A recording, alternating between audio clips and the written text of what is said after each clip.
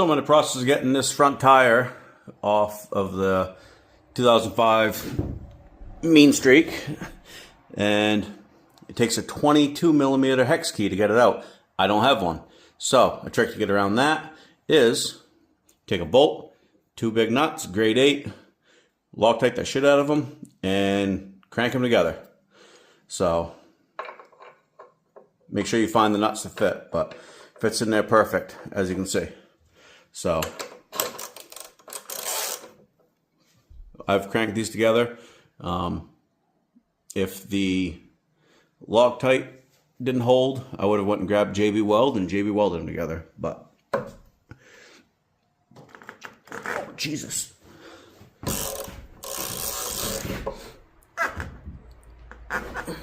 Well, out comes the pipe. That don't want to budge.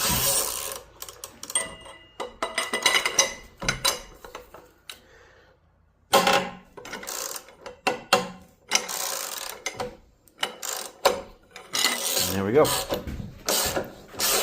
I have to go buy an overly priced tool.